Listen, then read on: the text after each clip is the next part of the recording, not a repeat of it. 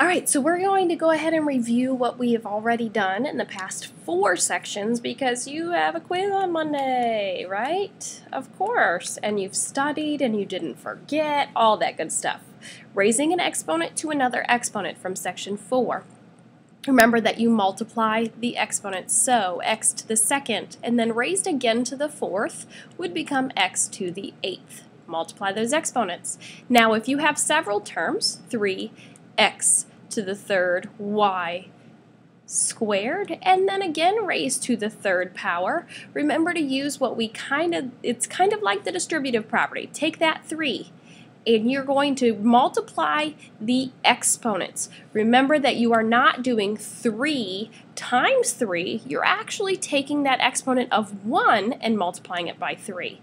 So what you end up with is 3 to the third x, and then remember multiply, 3 times 3 gives you 9, and then we get y to the sixth. Then we simplify completely, 27, x to the ninth, y to the sixth. Ta-da! Then we move into the third section, multiplying powers with the same base. Remember that when you do that, you keep the base, always keep the base. 3 to the seventh, because what 3 squared is telling you is that you have 2 3's, and what 3 to the fifth is telling you is that you have 5 3's. So if you have 2 3's and 5 3's, you have a total of 7 3's. And then you go ahead and you multiply that out. You always simplify as much as possible to give one big whole number. Okay? Now the same thing applies if I had x to the third times x to the negative second. Adding, keep the base, add the exponents. 3 plus the negative 2 is 1. We don't write the 1, so it's just x. Moving on into the second section, scientific notation. Is any number between 1 and 10?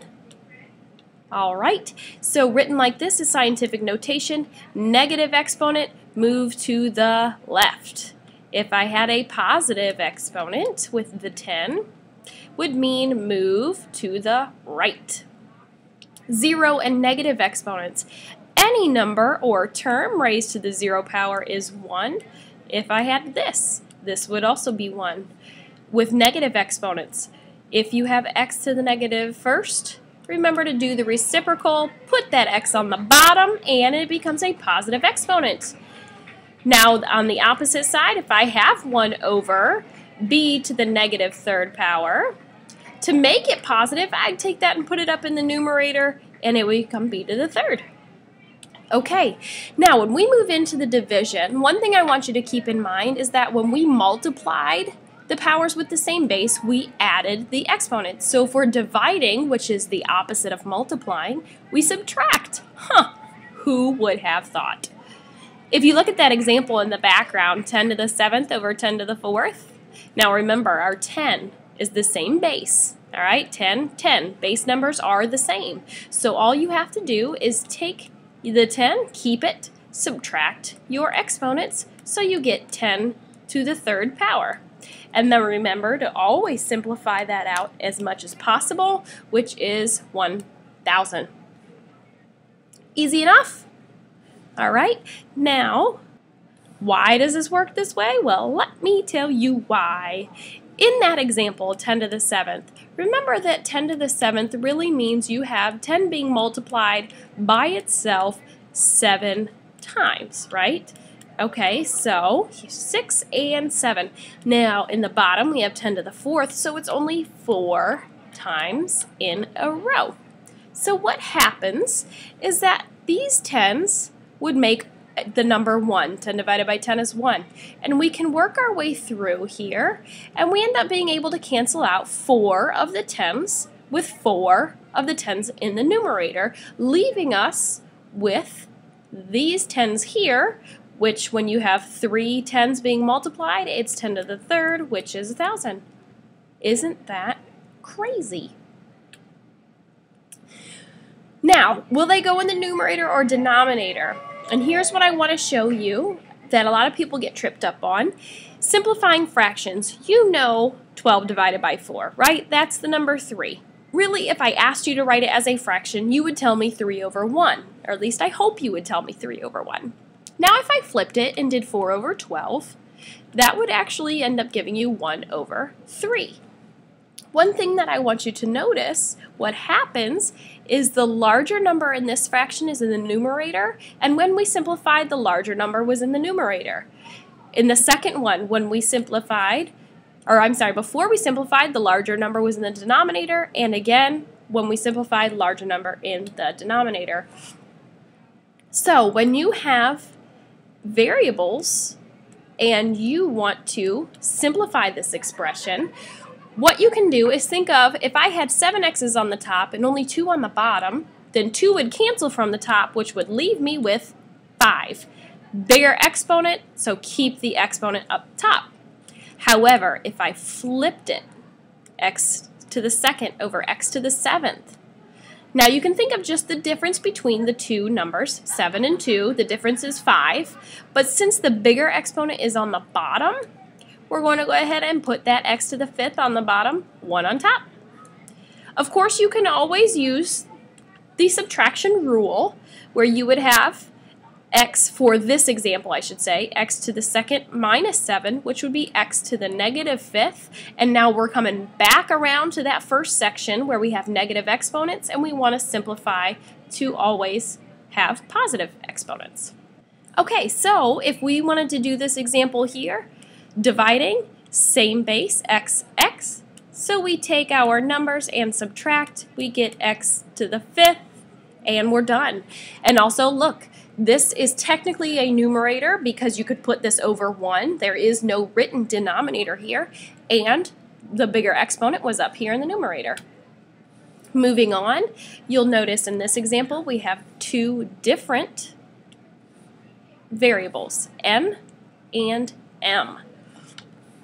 All right, so for the n values, we have 4 as the numerator, denominator, exponent is 3.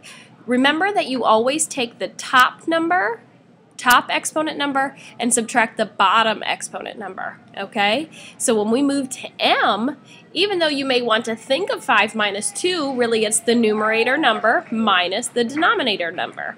So we end up with n, and this becomes the number 1, right? And then m to the negative 3rd. To simplify that completely, we don't write the 1, we just write n, and then we make positive exponents by moving the m to the denominator. And there you are. There's your answer. Now with this one, the only difference here, you take that 12, divide it by 3. Remember, you are dividing, okay? You're not subtracting. You're subtracting exponents, which means dividing the terms. 12 divided by 3 gives you 4. Now for the k, remember that this k right here has an exponent of 1. We don't write it, but it's there. So we have 6 minus 1. And then for j, remember you take the numerator exponent first, subtract the denominator exponent second. So we have 4. And then k is now to the 5th power, and j, remember 2 minus 5 is negative 3. So we get this. Now simplify completely, which means only positive exponents. 4 stays up top, k to the 5th stays up top, and j to the 3rd is the only term to move to the denominator. Now with this example, see how these are negative exponents already? First step, the first thing you should always do, get rid of those negatives, okay? So get rid of the negative exponents first. So simplify, positive exponents, and then, so your second step would be to do the division, okay? So let's start with simplifying these two terms here that have negative exponents. Well, we know that if it's negative in the denominator, then we move it to the numerator, right? And if it's negative in the numerator, then we move it down to the denominator to make it positive. So when you are simplifying this expression here, I'm sorry, before you simplify, you would leave the 12, leave c to the third, leave the 3, and leave c to the fourth. But what happens with this d is you move it to the top, and then with this one you move it to the bottom, and they have positive exponents. And now apply your rules. Divide, 12 divided by 3, 4. To divide the c's, numerator exponent minus denominator exponent. And then for the d, numerator exponent minus denominator exponent. So we end up with 4c to the negative first power, d to the negative fourth. Now remember, each of these are separated by a multiplication sign even though we don't write it. Sorry, I don't know what happened right there. So even though we don't write that multiplication symbol, it's there. So this 4 is not technically raised to the negative first power. It's only the c. 4's exponent is 1, so keep it.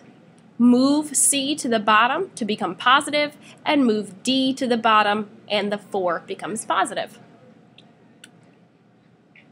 Now, when you're working with scientific notation, you're doing the same thing. You're treating these as the numbers, divide them, and then treating these as your base with your exponent. Subtract your exponents because the bases are the same.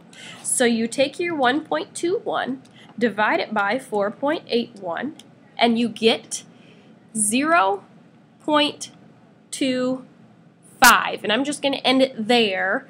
It goes on to a 1, so it rounds to 0.25. Then we have times 10, and we subtract 7 minus 5. So really it's 0.25 times 10 to the second. Now look at this number. This is not in scientific notation. Remember, it has to be between 1 and 10. Okay? So to get this into scientific notation, we would have to take this decimal and move it over once. So when we do that, we get 2.5 times 10, and now we have to pay attention to this number here. When you have a positive exponent in scientific notation, you move to the right. Well, for us to put this number into scientific notation, we already moved once to the right, so that means we only have one more time to go. However, we don't write that one, so to write it as a completely simplified number, we would write 2.5 times 10. Now again, this is because we are writing it in scientific notation. Otherwise, we would just write it as 25. Okay, now this right here, I know it's got cut off a little bit over here, but if you can simplify this problem right here correctly, completely, and completely means no negative exponents. Everything is totally simplified. I want to see all the work, and I will give you bonus points on your quiz that you have on Monday. All right, and this is only for those kids that do this lesson at home. If you come into class and you don't have it done, it does not apply to you. All right, so study, be prepared, and let's see what you get.